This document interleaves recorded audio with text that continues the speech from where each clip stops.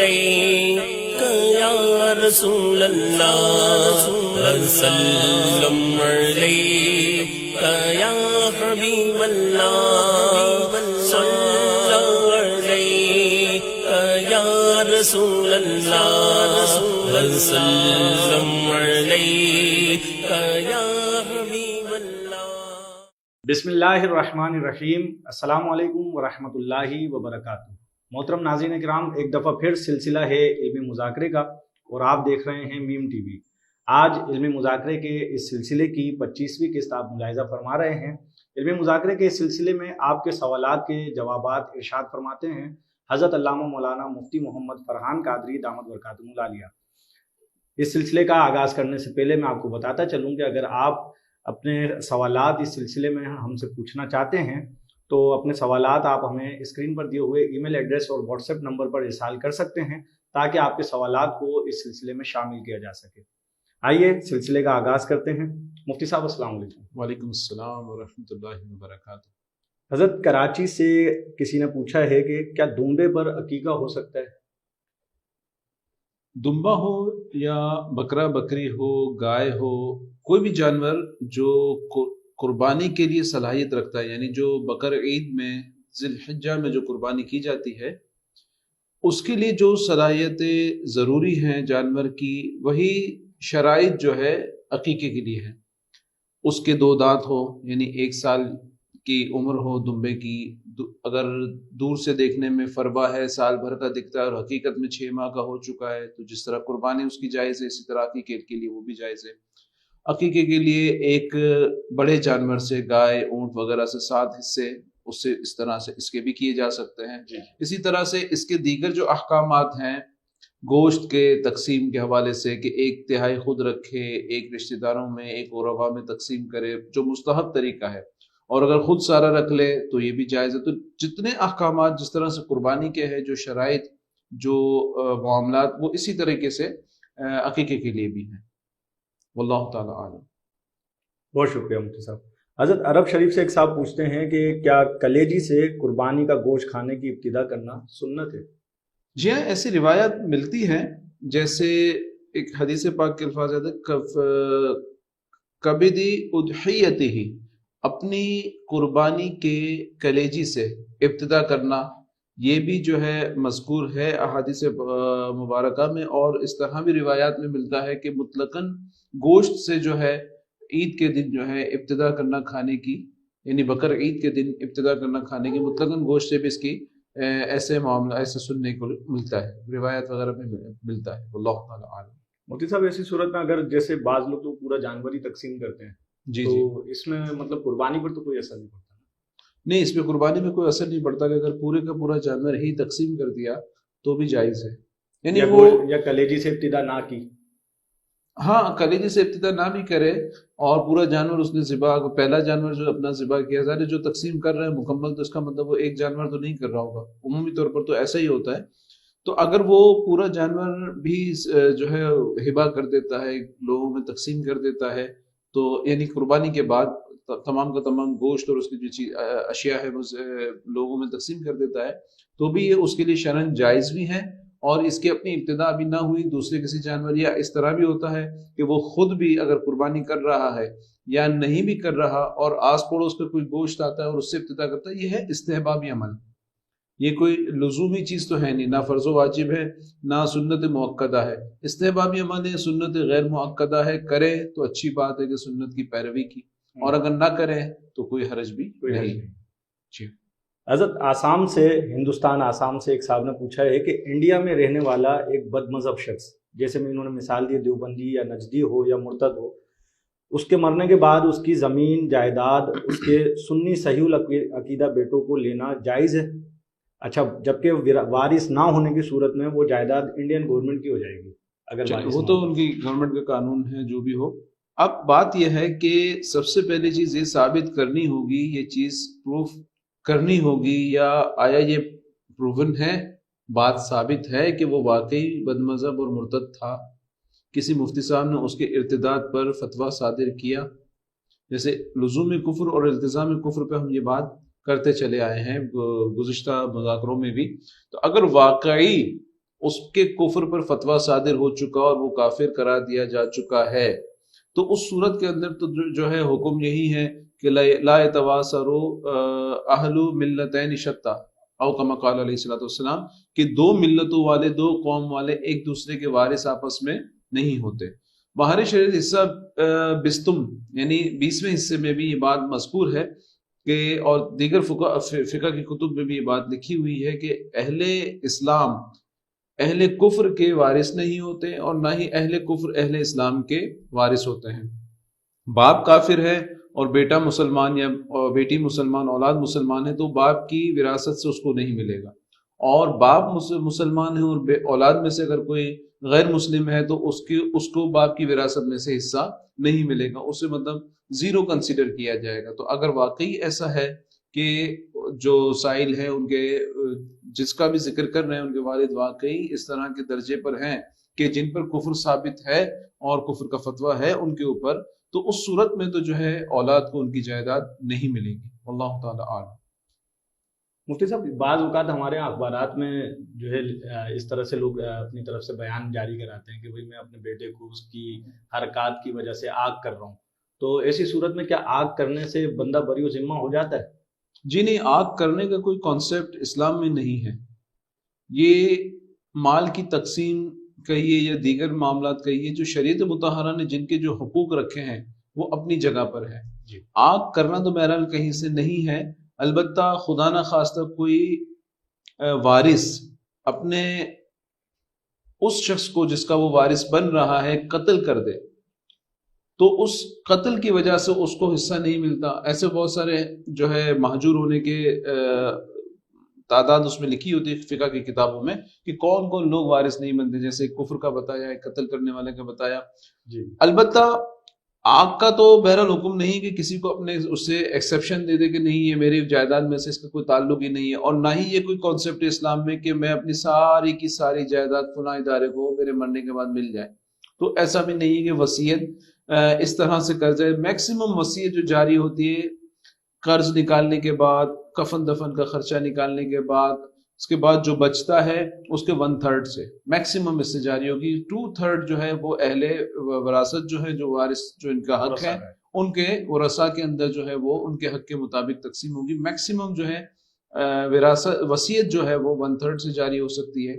ہاں، اب جو بات آپ کہہ رہے تھے آگ کرنے کے حوالے سے، اگر اس کا ریورس دیکھیں تو اگر کوئی اہل علم ہے ورثاء میں تو اس کے اہل علم یا اہل تقوی اس کی وجہ سے اگر کسی کو زیادہ دیا جائے، وراثت میں تو یہ نہیں ہوگا، اگر والدین اپنی زندگی میں کسی کو دینا چاہیں، اپنی اولاد میں تقسیم کرنا چاہیں، تو پھر وہ اس صورت کے اندر جو ہے وہ انہیں برابر تقسیم کریں گے۔ ایسا نہیں ہوگا کہ للذکر مثل حظ الانثیین کی آیت کریمہ کے مطابق بیٹے کو بیٹیوں کے 2 حصوں کے برابر ملے گا، ایسا نہیں ہے کہ وہ زندگی میں نہیں ہے، وہ ورثاء کا حکم ہے، زندگی میں جو دے رہا ہے وہ ہبہ ہے۔ تو یہ آگ کر دینا، کسی ایک کو مستثنا کر دینا، یہ شریعت مطہرہ میں اس کی کوئی اجازت نہیں ہے۔ اللہ تعالیٰ عنہ۔ بہت شکریہ مفتی صاحب۔ حضرت ایک صاحب نے سوال بھیجا ہے کہ کیا نکاح پڑھاتے وقت اگر باپ کا نام غلط لے لیا جائے تو کیا نکاح درست ہوگا؟ دیکھیں، باپ کا نام لیا جانا یا دولہے یا دلہن کا نام لیا جانا یہ اس لیے ہوتا ہے کہ اس کی شناخت ہو جائے۔ مقصد یہ ہوتا ہے کہ اس کو کامن سے پراپر کیا جائے، کہ ایک تخصیص ہو جائے اس کی کہ آپ کو نکاح کی آفر اگر کی جا رہی ہے یا آپ کا نکاح پڑھایا جا رہا ہے تو کس کی طرف سے ہے۔ کوئی بات ایسی اشتباہ کی نہ رہے کہ بھئی کوئی مغالطہ رہ جائے کہ بھئی زید نہیں عمر سے ہو رہا ہے، عمر نہیں بکر سے ہو رہا ہے، تو یہ اشتباہ نہ رہے، اس لیے نام اور باپ کا نام لیا جاتا ہے، وضاحت کر دی جاتی ہے کہ فلاں سے آپ کا نکاح کرایا جاتا ہے، اس نے آپ کو آفر کیا، آپ کو قبول ہے۔ تو مقصد یہ ہوتا ہے اگر باپ کے نام کے بغیر بھی شناخت پکی ہو جاتی ہے کہ نہیں بھی باپ کا نام نہ لیا، مثال کے طور پر زید، اب زید سب کو انڈرسٹوڈ ہے، بات بھی اسی سے پکی ہوئی ہے، اسی سے نکاح ہو رہا ہے، اور زید اور کوئی ہے بھی نہیں تو اب زید ہی سے نکاح ہوگا اس کا۔ تو شناخت کا مقصد صرف ہوتا ہے، مقصد یہ نہیں ہوتا کہ باپ کا نام لگائیں گے تبھی نکاح ہوگا، ایسا نہیں ہے۔ حضرت غلط نام لینے کی صورت میں کیا دوبارہ پھر تجدید کرنی پڑے گی نکاح کی؟ نہیں، غلط نام کرنے کی صورت میں نکاح ہوگا ہی نہیں نا، کیونکہ نام ابھی اس کی آفر تو جو ہے کی ہی نہیں گئی نا اس کو. جیسے مثال کے طور پر زید سے نکاح ہونا ہے، عمر کا نام لے رہے تو عمر کی طرف سے تو ابھی اجازت، یا دلہن سے ہمارے یہاں عموماً پاکستان میں کراچی میں جو چل رہا ہے وہ سلسلہ یہ ہوتا ہے کہ پہلے دلہن سے اجازت لے کے آتے ہیں اور اس کے بعد ایکسیپٹ جو کرتا ہے وہ دولہا کرتا ہے. آفر دلہن کی طرف سے پہلے لے کے آتے ہیں اور وکالت بھی لے کے آتے ہیں کہ دولہے کا جو دلہن کا جو وکیل ہوتا ہے، اس کے والد ہوتے ہیں یا کوئی اور محرم رشتہ دار ہوتے ہیں، وہ جو ہے وکالت لے کے آتے ہیں اور اس کے بعد قاضی صاحب کو وکالت سپرد کرتے ہیں. وکالت ہی یہی لے کے آتے ہیں کہ قاضی صاحب کے ذریعے آپ کا نکاح فلاں فلاں سے کروا دیا جائے. تو یہ تو وہ لے کے آ گئے. اب اگر وہ اس کے اندر وکالت اس سے لے کے ہی نہیں آئے اور نام ہی کسی اور کا لے لیا، وہ تو نکاح ہی نہ ہوا، نکاح فضول ہی ہوا. تو اس لیے اس صورت میں تو نکاح نہیں ہوگا. البتہ اس میں تجدید کی بات تو تب ہے نا کہ پہلے نکاح تو ہوا، تو یہ نکاح ہی نہیں ہوا، کسی اور سے ویسے ہی کر دیا جائے. صحیح، واللہ تعالیٰ عنہ. مفتی صاحب فتح پور سے ایک صاحب پوچھتے ہیں کہ کیا ایسی دکان، شاپ یا کمپنی میں کام کرنا کیسا کہ جہاں ناروے، فرانس کی مصنوعات بنتی یا بکتی ہوں؟ اچھا، یہ بطور ملازم پوچھنا چاہ رہے ہیں کہ بطور ملازم کام کرنا کیسا؟ دیکھیں، ایمانی تقاضا تو ہمارا یہ ہے کہ جو بھی پیارے آقا علیہ الصلوۃ والسلام کی شان میں ادنا سی گستاخی کرے، یعنی ادنا سی گستاخی، بے ادبی بھی کسی سے پائی جائے، تو اعلیٰ حضرت رحمۃ اللہ تعالیٰ علیہ نے بھی یہ فرمایا کہ اسے مکھن سے بال کی طرح نکال کے پھینک دیا جائے. اس قدر اس سے جو ہے نا ہمیں نفرت ہونی چاہیے. تو یہ ممالک اپنے آفیشیلی سرکاری سطح پر حضور علیہ الصلوۃ والسلام کی شان میں گستاخی کرتے تو ظاہر بات ہے سرکاری سطح پر ان کا بائیکاٹ بھی ہونا چاہیے. اب بائیکاٹ کے مختلف انداز ہیں، جو بھی شریعت مطہرہ کی حدود میں رہ کے بائیکاٹ کیا جانا چاہیے اس طرح سے کرنا چاہیے. اب سب سے پہلی بات تو یہ ثابت ہو کہ پاکستان میں یا کسی بھی ملک میں، ناروے یا فرانس کی یا کسی بھی ایسے ملک کی جو سرکاری سطح پر پیارے آقا علیہ الصلوۃ والسلام کی شان میں بے ادبی کرتے ہیں، کہ ان کی مصنوعات بن رہی ہیں تو ان کا ڈائریکٹلی یا انڈائریکٹلی فائدہ پہنچ بھی رہا ہے ان کو. ٹھیک ہے نا. سب سے پہلی تحقیق کی ضرورت تو یہ. اب یہ کہتے ہیں کہ نہیں بھی فلاں برانڈ ہے وہ فلاں فرانس کے ملک کا ہے، ناروے کا ہے، تو اب اس کو مطلقاً بوائیکاٹ کرنے سے کتنے مسلمانوں کی روزی جاتی ہے؟ یہ بھی ایک سوال پیدا ہوتا ہے کہ اس پر بھی غور کرنا ضروری ہے کہ اب اس کو پتہ چلا کہ بھئی یہ صرف لائسنس کے اوپر چل رہے ہیں اور باقی صرف نام ان کا استعمال ہو رہا ہے، کما بھی یہاں والے رہے، بنا بھی یہاں والے رہے. تو آپ حقیقت میں جذباتی طور پر نقصان فرانس کو یا ناروے کو نہیں پہنچا رہے، آپ پاکستان کو اور مسلمانوں کو پہنچا رہے.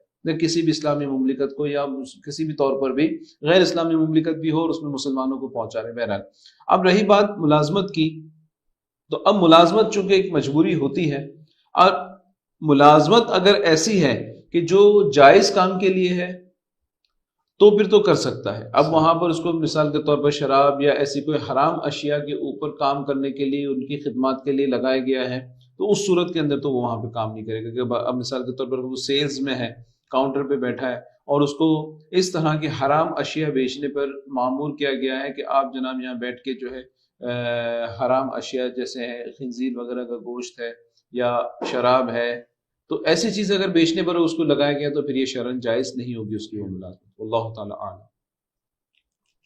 محترم ناظرین، یہاں ہم لیں گے ایک چھوٹا سا وقفہ، ہمارے ساتھ رہیے گا. یا رسول اللہ وسلم علیک یا حبیب اللہ.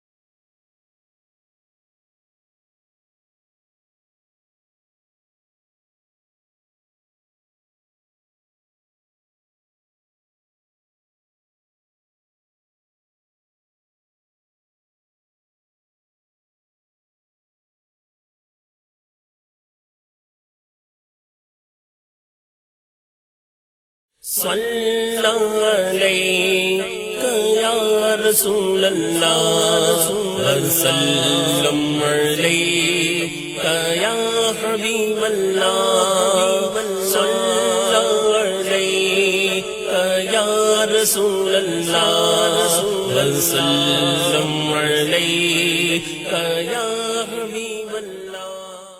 ویلکم بیک ناظرین کرام، علمی مذاکرے کی 25ویں قسط آپ ملاحظہ فرما رہے ہیں اور سوالات کا سلسلہ جاری ہے۔ آئیے مفتی صاحب سے آپ کے اگلے سوال کی طرف چلتے ہیں۔ مفتی صاحب، گجرات سے ایک صاحب نے پوچھا ہے کہ اگر ناپاک کپڑوں کو واشنگ مشین میں دھونے کے بعد ڈرائر میں ڈال کر ڈرائر چلا دیں اور اوپر سے ڈرائر میں 1 یا 2 بالٹی 20 لیٹر کی پانی ڈال دینے سے کیا اس طرح یہ کپڑے پاک ہو جائیں گے؟ دیکھیں، پانی کو بہانا یہ ضروری ہے کہ ناپاک کپڑوں پر سے پانی بہا دیا جائے۔ اگر بالٹی سے اس طرح سے پانی ڈال دیں گے تو عین ممکن ہے، زیادہ قوی چانس تو یہی ہے کہ وہ نجاست کو بہا کے کپڑوں میں سے نہیں لے جائے گا۔ ڈرائر کتنا بڑا ہے کتنا چھوٹا ہے، اس میں 20 لیٹر پانی آیا نظر آتا ہے نہیں آتا؟ عموماً کیا ہوتا ہے، ڈرائر میں پانی رکتا نہیں۔ ڈرائر جب استعمال کیا جاتا ہے تو اس کا اصول یہ ہوتا ہے کہ اس کا ڈرین پائپ جو ہے وہ آن کر کے، ڈرین کو اس کو آن کر کے پائپ کو نیچے چھوڑ دیا جاتا ہے، تاکہ وہ، کیونکہ ڈرائر کا کام ہی ہوتا ہے نچوڑنا، وہ نچوڑ کے کپڑوں کو صرف سمجھے کہ سیمی ڈرائی کر دیتا ہے، کہ آپ اس کے بعد کپڑے سکھانے کے لیے جب ڈالتے ہیں تو اس کے بعد اس میں سے عمومی طور پہ ٹپکتے نہیں ہیں، پانی نہیں ٹپکتا۔ بس یہ فرق ہوتا ہے ڈرائر کرنے اور ڈرائر نہ کرنے میں، کہ آپ اس سے نکالتے ہیں تو اس سے واشنگ مشین سے نکالنے کے بعد واش کیا جاتا ہے، کیونکہ اس میں جھاگ وغیرہ کے اثرات ہوتے ہیں، تو ان کو اس کے بعد نچوڑنے کے سے بچنے کے لیے ڈرائر کو استعمال کیا جاتا ہے۔ اب ڈرائر میں ڈالنے کے بعد اگر پانی اوپر سے ڈالتے ہیں تو قوی امکان تو یہی ہے کہ وہ کپڑوں کو پاک نہیں کرے گا، اس لیے کہ اس میں سے پانی بہا کے لے جائے۔ کپڑے لپٹے ہوئے سمٹے ہوئے اس طرح سے ہوتے ہیں ڈرائر کے اندر، اس کے اوپر سے پانی ڈالیں گے بھی تو وہ اس کو پاک نہیں کر سکتا۔ البتہ واشنگ مشین کا جو ٹب ہوتا ہے دوسری سائڈ جہاں پہ کپڑے واش ہوتے ہیں، وہ پھر بھی بالٹی نما ہوتا ہے۔ اگر اس میں یہ قانون کے مطابق کہ اوپر سے پانی ڈالتے رہیں اور نیچے سے پانی نکلتا رہے، اس میں پانی ٹھہرتا ہے کافی دیر۔ پہلے پانی بھرا ہوا ہے، اس میں ڈال دیے کپڑے، بشرطے کہ پانی اس کے اندر جو ہے وہ ناپاک کپڑے ڈب رہیں، جو ہے ڈوبے ہوئے رہیں، اور اوپر سے پانی ڈلتا رہے، نیچے سے پانی نکلتا رہے۔ جب گمان غالب آ جائے کہ اب نجاست کو بہا کے لے گیا تو اس صورت میں تو کپڑے پاک ہو جائیں گے۔ لیکن اتنی ساری پریکٹس واشنگ مشین میں کرنے کے بجائے، جس میں پانی کا اتنا زیادہ استعمال کریں اور اس کے الیکٹرانک پارٹس میں جو ہے پانی جانے اور اس کے خراب ہونے کا اندیشہ ہو، اس سے زیادہ آسان طریقہ یہ ہے کہ نارملی کوئی بکٹ وغیرہ بالٹی نل کے نیچے رکھ کے اس میں کپڑے رکھ کے اس طرح سے پاک کر لیا جائے، جو پہلے بھی عرض کیا کہ کپڑے اس میں ڈپ کر کے رکھے جائیں، اوپر سے پانی ڈالا جائے اور وہ پانی بھر کے نجاست کو غالب گمان کے مطابق کے بہا کے لے جائے۔ اتنا پانی بہہ جائے کہ تنکا بہا کے لے جائے تو نجاست اس میں سے خارج ہو جائے گی۔ اولاً یہ کوشش کر لیں اس میں بھی ڈالنے سے پہلے کہ ظاہری طور پر کپڑوں پہ کہیں نجاست نظر آ رہی ہے تو پہلے اس کو نل کے ذریعے سے دھو لیا جائے۔ گمان غالب کا جو ہے یہ اصل اصول ہے کہ کپڑے پاک کرتے وقت گمان غالب آنا چاہیے۔ تو اگر گمان غالب آ جاتا ہے، جیسے نجاست کہیں لگی ہے، پتہ ہے، اس کو دھو کر 3 مرتبہ نچوڑنے والا جو طریقہ کار ہے اس کے ذریعے کر لیں، بالٹی کے ذریعے کر لیں، یا واشنگ مشین کے ٹب کے ذریعے بھی اگر کرنا چاہیں تو اس طرح سے کر سکتے ہیں کہ دوسری جانب سے اس کے ڈرین سے پانی نکل رہا ہوتا ہے اور اوپر سے پانی مستقل آ رہا ہوتا ہے، تو اس صورت میں بھی وہ بہتے پانی کے حکم میں آ کے اس کو پاک کر لے گا۔ واللہ تعالیٰ اعلم۔ مفتی صاحب، اس میں بالٹی کا جو مسئلہ آپ نے بتایا، اس میں مطلب آدھی بالٹی پانی بہایا جائے گا یا تقریباً پوری بالٹی پانی بہایا جائے؟ کتنا پانی تنکا بہا کے پانی کو لے جائے، یعنی اتنا پانی نکل جائے اس میں سے کہ وہ تنکے کو بہا کے لے جائے، تو اس صورت میں وہ کپڑے پاک ہو جائیں گے۔ یعنی گمان غالب رکھے کہ اب جو ہے وہ نجاست ان کپڑوں سے نکل کے وہ بہہ جائے گی۔ اور نارملی بھی آپ دیکھیں اگر اس میں، تو جب پانی اوپر سے کھلا ہوتا ہے، نل میں سے آ رہا ہوتا ہے، بالٹی میں ہوتا ہے، تو اس کے اندر موجود کپڑے جو ہے وہ ہوا کی طرح پھولنا شروع ہو جاتے ہیں، وہ غبارے کی طرح پھولنا شروع ہو جاتے، تو وہ پانی اس کپڑے کو، جو سمٹا ہوا کپڑا ہے، وہ اس کو پھیلاتا ہے، نیچرلی اس کو پھیلاتا ہے، اور اس کی وجہ سے جو پانی بہہ رہا ہوتا ہے اوپر سے آ رہا ہے اور ساتھ میں اوور فلو بھی ہو رہا ہے، تو اس پروسیس کی وجہ سے وہ جو ایک سائیکلون ٹائپ کا بنتا ہے، تو اس کی وجہ سے جو ہے نا وہ نجاست کو کپڑے سے نکال کے پانی میں لاتا ہے، اور وہ بہتا ہوا پانی جو ہے وہ اس کو اوور فلو کے ذریعے نجاست کو بہا کے لے جاتا ہے۔ صحیح، واللہ تعالیٰ عالم۔ بہت شکریہ مجھے۔ حضرت بھوج انڈیا سے ایک صاحب نے سوال کیا ہے کہ ایک عالم صاحب سے سنا ہے کہ حضور صلی اللہ علیہ وسلم معراج کی رات عرش پر اللہ تعالیٰ سے ملے اور حضور صلی اللہ علیہ وسلم کا سینہ اللہ تعالیٰ کے سینے سے ٹچ ہو گیا، تو ایسا کہنا کیسا؟ ہو سکتا ہے کہ ان کے سننے میں کوئی فرق ہو، کیونکہ اس میں دو باتیں ہیں. ایک تو یہ کہ اللہ تعالیٰ سے عرش پر ملے، تو عرش تو مکان ہے اور اللہ تعالیٰ مکان سے پاک ہے. جب بھی یہ بات بیان کی جاتی ہے تو یہی کہا جاتا ہے کہ لا مکان پہ ملے. لا مکان کوئی مقام نہیں ہے، کوئی جگہ نہیں ہے کہ اس لوکیشن کا نام لا مکان ہوتا ہو، ایسا نہیں ہے. بلکہ لا مکان اس لیے کہا جاتا ہے کہ اللہ تعالیٰ مکان سے پاک ہے، تو کہاں ملے اللہ جانے، اس کا حبیب جانے صلی اللہ علیہ وسلم کے کہاں ملے. اس لیے ہم کہہ جاتے ہیں کہ نہیں جگہ، لا مکان ایسی جگہ ملے جو جگہ نہیں. اب وہ جگہ نہیں کیونکہ جگہ مخلوق ہوتی ہے، اللہ تعالیٰ خالق ہے، خالق مخلوق میں کیسے ہو، تو اس لیے کہا جاتا ہے کہ لا مکان پہ ملے. اب اللہ بہتر جانتا ہے کہ وہ کون سی جگہ ہے، تو ہم اس کو نہیں کہہ سکتے. دوسری بات کہ اللہ تعالیٰ کے لیے جسم و جسمانیت ثابت نہیں کیا جا سکتا کہ اللہ تعالیٰ جسم سے پاک ہے. اب وہی بات کہ اللہ تعالیٰ کیا ہے وہ جانے، اس کے پیارے محبوب علیہ الصلوۃ والسلام جانے کہ وہ کیا ہے. تو حضور علیہ الصلوۃ والسلام کی حدیث پاک سے جس طرح کا مفہوم ملتا ہے وہ یہ ملتا ہے کہ رب تعالیٰ نے شب معراج میرے نحر پر، نحر کہتے ہیں سینے کے بالائی حصے کو، یہاں پر اپنا دست قدرت رکھا. اب کیا ہاتھ ہے اللہ کا؟ دست قدرت اللہ جانے. اسی لیے ہم دست کے ساتھ قدرت کا لفظ استعمال کرتے ہیں کہ دست فارسی میں ہاتھ کو کہتے ہیں. قدرت اس کی شایان شان جو بھی اس نے رکھا اللہ تعالیٰ بہتر جانتا ہے، اس کے پیارے محبوب علیہ الصلوۃ والسلام بہتر جانتے ہیں. فرماتے ہیں کہ اپنا دست اقدس میرے نحر پہ رکھا تو میں نے وہ سب کچھ جان لیا جو قیامت تک ہونا ہے. تو اب جسم و جسمانیت کے معاملے یہ بھی جو ہے اللہ تعالیٰ کے لیے ثابت نہیں کہ اللہ تعالیٰ جسم سے پاک ہے اور مکان سے پاک ہے. تو یہ اس جو واقعے کو جس طرح انداز میں انہوں نے کہا کہ انہوں نے سنا ہے، تو اول تو اگر کسی عالم صاحب سے سنا ہے تو وہ ہو سکتا ہے کہ سن کے یاد رکھنے میں غلطی ہوئی ہو یا سننے میں غلطی ہوئی ہو. بہرحال ایسا کہنا نہیں چاہیے، نہ ہی یہ کہنا چاہیے کہ عرش پر ملے اور نہ یہ کہنا چاہیے کہ سینہ سینے سے ملا. تو اب جو وہاں معاملات ہوئے وہ اللہ تعالیٰ جانتا ہے، اس کے پیارے محبوب علیہ الصلوۃ والسلام جانتے ہیں کہ فَأَوْحَىٰ إِلَىٰ عَبْدِهِ مَا أَوْحَىٰ کہ وحی کی اپنے بندے کی جانب، وہ کہیں وحی کی جو وحی کی اللہ تعالیٰ نے اپنے بندے کی جانب. تو یہ راز و نیاز کی باتیں ہیں، تو حقیقت و ماہیت اللہ تعالیٰ کی کوئی بھی نہیں جانتا. اللہ تعالیٰ عالم.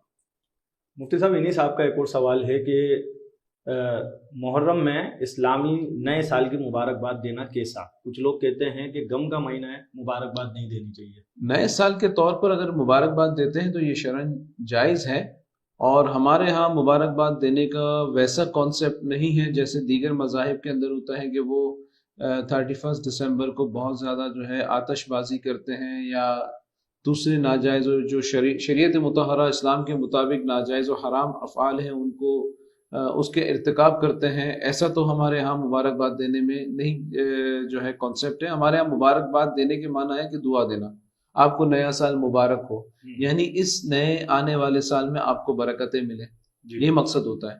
اب جہاں تک بات ہے غم اور کیا کہا تھا دوسرا، غم اور کہ جو ہے کچھ لوگ کہتے ہیں غم کا مہینہ ہے تو مبارکباد نہیں دینی چاہیے. اچھا غم کا مہینہ، تو غم کا تعلق چونکہ ظاہر اتنا بڑا واقعہ یہ جو سانحہ کربلا ہے کہ امام عالی مقام رضی اللہ تعالیٰ عنہ اور آپ کے ساتھ دیگر آپ کے ساتھیوں کو جس بے دردی سے شہید کیا گیا اور جو معاملات ہوئے سبھی پہ واضح ہے.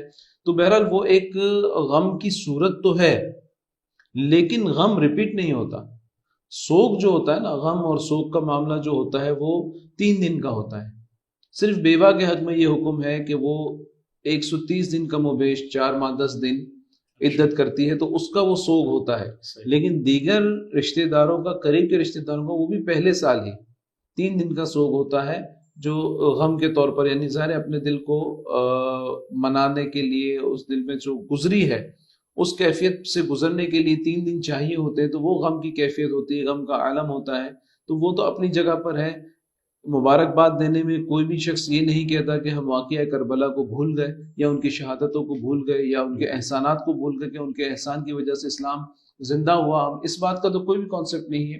البتہ صرف مبارکباد دینے کے معنی یہ ہوتے ہیں کہ ہم اگلے کو دعا دے رہے ہوتے ہیں. ورنہ यकुम मुहर्रम उल हराम से ही लेके जो है ना गम का वक्त तो शुरू होता है कि सैयदना फारूक आज़म रज़ियल्लाहु ताला अन्हु की शहादत यकुम मुहर्रम उल हराम को है। फिर आशूरे के दिन जो है 10 मुहर्रम उल हराम को इमाम आली मकाम की शहादत जो है वो रिवायत की जाती है। और दीगर भी मुहर्रम उल हराम और आशूरे के दिन के और भी बहुत सारे वाक़ियात वगैरह हैं, मगर चूँकि हमारी तारीख़ के करीब तरीन जो है ये वाक़िया करबला है। करीब तरीन से मुराद ये है कि फिर अंबिया किराम अलैहिस्सलाम इससे पहले के वाक़ियात हैं जो अंबिया किराम अलैहिस्सलाम के हवाले से कि आशूरे के दिन ही हज़रत आदम अलैहिस्सलाम की तौबा कबूल हुई। आशूरे के दिन से के हवाले से ही बहुत सारी जो है रिवायात इस तरह से मिलती हैं। अल्लाह ताला आलम। मुफ्ती साहब, पंजाब के एक मकाम से सवाल मौसूल हुआ है कि उम्रे के दौरान नमाज में दाएं कंधे को भी ढांप दिया जाता है, फिर नमाज के बाद अगर किसी को याद नहीं रहा और कंधे ढांपे ही कुछ चक्कर तवाफ कर लिया, बाकी का कर लिया, तो क्या हुक्म होगा? उम्रे का जो तवाफ़ होता है उसमें मर्द के लिए एहराम की जो चादर ऊपर की होती है उसमें दाहना राइट वाला कंधा खुला रख के बगल के नीचे से चादर को ला के उल्टे कंधे पे डालना ये सुन्नत है और इसका नाम इस्तिबा है। इस्तिबा कहते हैं। इस्तिबा करना सुन्नत है और ये सिर्फ उम्रे के तवाफ़ ही की हद तक है, इसके अलावा नहीं है। जैसे ही तवाफ़ शुरू करेगा तो इस्तिबा करेगा, तवाफ़ मुकम्मल कर लिया तो इस्तिबा मुकम्मल कर देगा और चादर को वापस कंधे को ढांप लेगा। अगर किसी ने जानकर या भूले से मुकम्मल तवाफ़ जो उम्रे के लिए कर रहा है उसमें इस्तिबा किया ही नहीं तो उसने फ़कत सुन्नत तर्क की। इस पर ना कोई सदका लाजिम आएगा ना ही दम लाजिम आएगा और तवाफ़ भी बहरहाल इसका दुरुस्त हो जाएगा, उम्रा भी इसका दुरुस्त हो जाएगा। अलबत्ता सुन्नत की अदायगी से वो महरूम रहा। वल्लाहु ताला आलम। शुक्रिया मुफ्ती साहब। हज़रत एक साहब ये पूछ रहे हैं कि जुराबे पहनकर अगर किसी ने उम्रा किया तो क्या हुक्म है? जुराबे पहनकर असल में हालत एहराम में मर्द के लिए पाँव की जो उभरी हुई हड्डी है जिसे काबुन कहते हैं, एक टखना है, टखना नहीं, पंजे के दरमियान में जो ऊपर की उभरी हुई हड्डी होती है वो खुली रखना जो है, समझ लीजिए पाँव है तो इसके तकरीबन यहाँ पड़ती है, वो उभरी हुई हड्डियाँ दरमियान में पड़ती है, जो इसे खुली रखना यही वजह है कि हम हवाई चप्पल वगैरह इस्तेमाल करते हैं एहराम में कि भाई वो हड्डी खुली रहे। तो चूंकि मोज़ा पहनने की वजह से वो हड्डी खुली नहीं रहती बल्कि ढक जाती है, तो कोई भी ऐसा अमल जैसे चेहरा ढका हुआ हो या सर ढका हुआ हो या जुराबे पहन ली कि जिसकी वजह से वो हड्डी छुप गई, तो ऐसे सूरत के अंदर हुक्म यह है कि अगर वो ढका हुआ होना यानी जुराबे पहने हुए होना 12 घंटे तक गुजर जाए तो दम लाजिम आएगा और 12 घंटे से पहले अगर उतार देता है तो फिर सदका लाजिम आएगा। अल्लाह ताला आलम। मुफ्ती साहब, जद्दा से एक साहब पूछते हैं कि इशा की नमाज में इमाम मुसाफिर था, मुक्तदी मुकीम को मसले का इल्म ना था कि बाकी 2 रकात मुक्तदी ने तिलावत नहीं करनी, मुक्तदी ने तिलावत कर ली, क्या हुक्म होगा? ऐसे मुक्तदी को लाहिक कहते हैं। लाहिक का ये हुक्म है जैसे आपने बात कही कि इमाम साहब तो मुसाफिर हैं, उनके ऊपर तो 2 ही रकत थी कि वो 2 रकत के बाद सलाम फेरेंगे। मुकीम साहब जो थे वो इनके मुक्तदी हैं, वो इनके पीछे पढ़ना, उन्होंने 4 पढ़ ली थी। अब अगर इमाम मुकीम हो और मुक्तदी मुसाफिर हो तो वो तो इमाम की इत्तिबा में 4 पढ़ेगा, लेकिन इमाम अगर मुसाफिर है और मुक्तदी जो है वो मुकीम है जिसको 4 पढ़नी है, तो वो इमाम के 2 रकत के सलाम के बाद बकिया 2 रकतें खड़े होकर बगैर किरात के अदा करेगा। उसे कहते हैं, इस मुक्तदी की किस्म को कहते हैं लाहिक। और लाहिक के लिए हुक्म यह है कि जब तक वो बाकी की 2 रकतें भी पढ़ रहा है वो हुक्मन इमाम की इब्तिदा ही में है, अभी तक इमाम की इब्तिदा ही में है। अगर किसी वजह से उस पर सज्दा साहब लाजिम आना होता, यानी अगर वो इनफरादी नमाज पढ़ रहा होता और उसकी वजह से उस पर सज्दा साहब लाजिम आता तो वो लाहिक के ऊपर लाजिम नहीं आता। जी हाँ, क्योंकि वो अभी तक इमाम की इब्तिदा में है। तो इस सूरत के अंदर जो है उसने अगर गलती से किरात कर भी ली है, भूले से किरात कर भी ली है, तो उस सूरत में उस पर कुछ लाजिम नहीं आएगा, उसकी नमाज दुरुस्त होगी। अल्लाह ताला आलम। बहुत शुक्रिया मुफ्ती साहब। हज़रत एक साहब ने पूछा है कि हमारे इदारे में एक फ़ंड होता है जिसमें मुलाजमीन की तनख्वाहों से कटौती करके पैसे जमा किए जाते हैं। हर मुलाजिम को इस फ़ंड से हर साल एक मखसूस शरह से पैसे मिलते हैं, जबकि असल रकम जो जमा करवाई होती है वो बाकी रहती है। क्या ये शरन जायज़ है? देखिए, ये फ़ंड जो है ये तकरीबन समझ लीजिए कि कर्ज के हुक्म में है कि एक जगह एक फ़ंड जमा हो रहा है, एक डिडक्शन होती है मंथली सैलरी से اور وہ فنڈ ایک جگہ جمع ہو رہا ہے اور وہ بطور قرض ان کے پاس رکھا ہے کہ جب بھی وہ ملازمت چھوڑے گا اسے وہ دے دیں گے. البتہ وہ جو رکھا ہوا قرض ہے اس پر جو بھی شراب نے بتائی 4% یا جو بھی فیصد وہ جو مل رہی ہے وہ پروفٹ ہے. تو یہ قرض پر نفع کل قرض جر منفعتا فهو ربا، او کما قال علیہ الصلوۃ والسلام کہ ہر وہ قرض جو نفع کو کھینچ کے لے کے آئے وہ سود ہے. تو یہ نرا سود ہے، اس سے بچنا چاہیے. واللہ تعالی عالم. بہت شکریہ مفتی صاحب. محترم ناظرین، آج آپ نے علمی مذاکرے کا 25واں ایپیسوڈ ملاحظہ فرمایا. اگر آپ اس سلسلے میں اپنے سوالات پوچھنا چاہتے ہیں تو اسکرین پر دیے ہوئے ای میل ایڈریس اور واٹس ایپ نمبر پر آپ اپنے سوالات ہمیں ارسال کر سکتے ہیں تاکہ آپ کے سوالات کو اگلے سلسلے میں شامل کیا جا سکے. اپنے میزبان شاہ رخ فیروز قادری کو دیجیے اجازت. السلام علیکم ورحمۃ اللہ وبرکاتہ. یا رسول اللہ صلی اللہ علیہ یا حبیب